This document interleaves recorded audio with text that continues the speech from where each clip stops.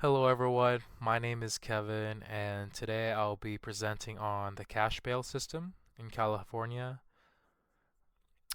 This policy is a major part of the criminal justice system and affects individuals before they are even proven guilty in court. I believe this is important because in the United States, people are supposed to be considered innocent until proven guilty, but this system can still keep people in prison before their trial. From a social work perspective, this topic is important because it impacts vulnerable populations, especially low-income individuals, and can contribute to inequality in society. In this presentation, I'll explain what cash bail is, how it developed historically, the problems with the system, and what changes we can make to make it more fair. Alright, so what is cash bail? Cash bail is when someone who has been arrested can pay money to be released from jail while waiting for their court date. The purpose of the system is to make sure the person returns to court. Essentially, if they show up, they get their money back. However, if they don't, they lose that money. So it's basically used as a financial incentive to make sure people come back. However, the issue is that this system depends heavily on how much money someone has. For example, two people could be arrested for the same exact crime, but one person might be able to pay bail and go home immediately, while the other person has to stay in jail simply because they cannot afford it. So even though the charges are the same, the outcome is very different based on financial status and backgrounds. This shows that the system is not really based on fairness or risk, but rather on money and the financial background of the convicted person. So why was bail created? Bail was originally created to avoid people in jail before they were proven guilty. The idea was that it would be unfair to hold someone in jail for a long time if had not yet been convicted of a crime yet. So bail was meant to protect individual rights while still making sure that people would return to court when required.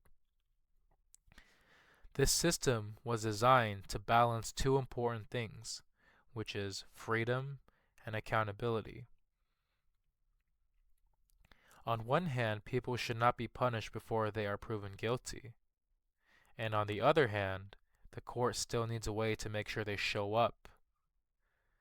So originally, bail was essentially made to be a fair solution to that problem.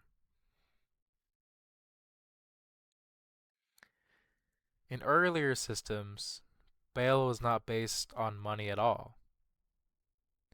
Instead, it was based on trust and community connections. People could be released based on a promise to return to court, which is known as a personal reconnaissance. In some cases, family members or people in the community would vouch for the individual and take responsibility for them. This system worked better in smaller communities where people knew each other and had stronger social ties. Because of those connections, people were more likely to return to court without needing financial pressure.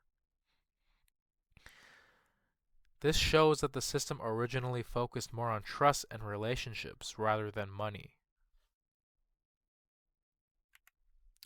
And then we have the shift to the money bail.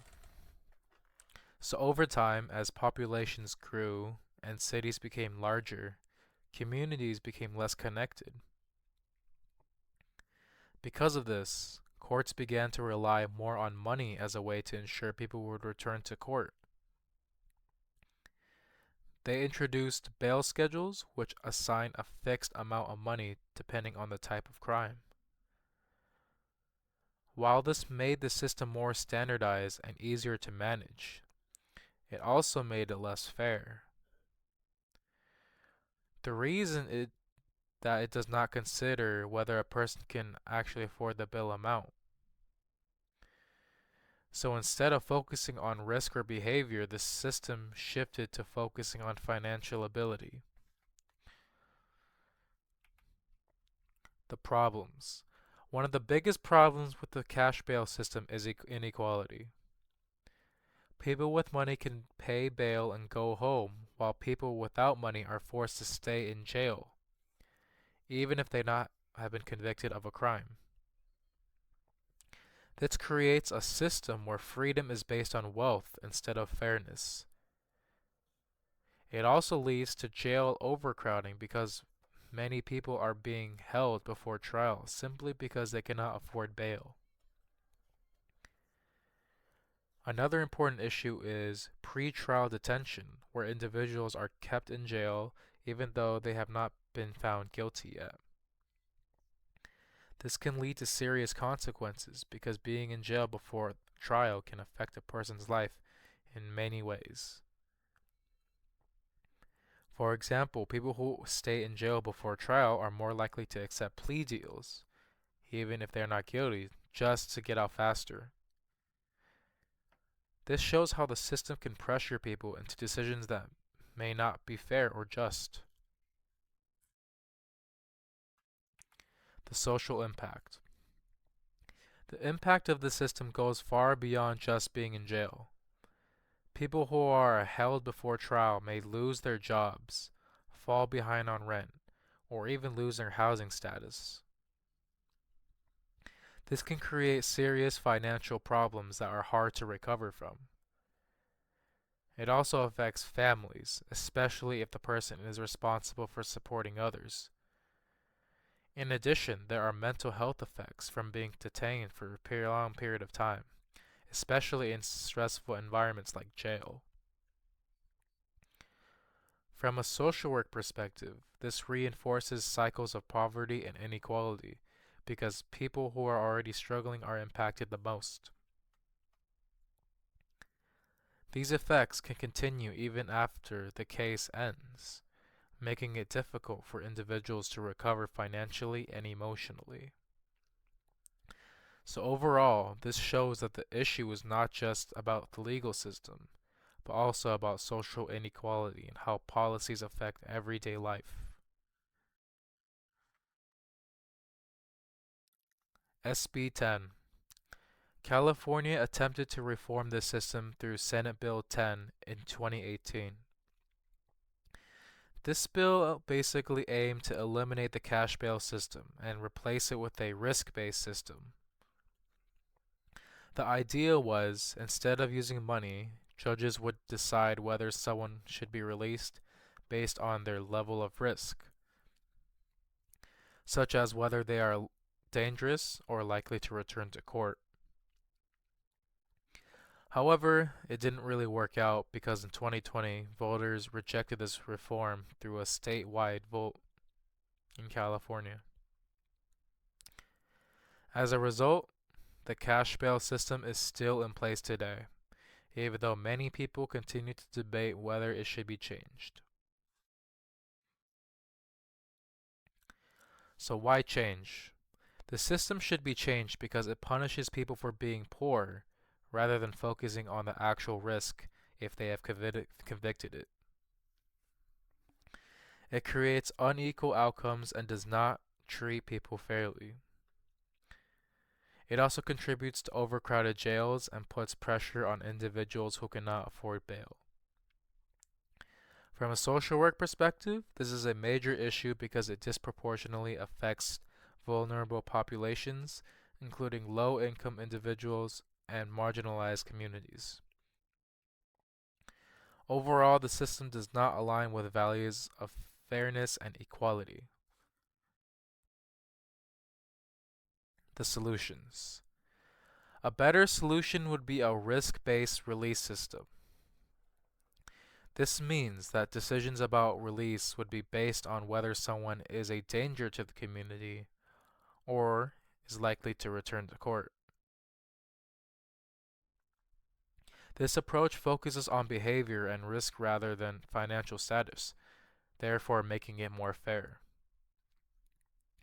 In addition to this, support systems such as court reminders, check-ins, or community programs can help ensure that people return to court without needing financial pressure.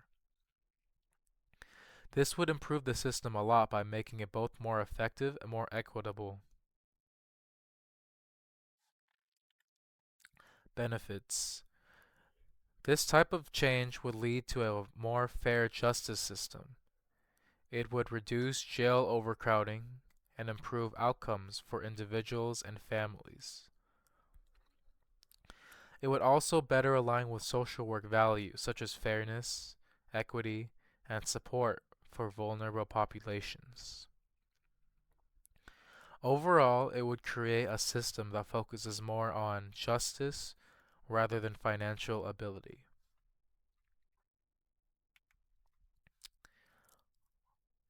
And in conclusion, the cash bail system has evolved over time, but now creates significantly inequality.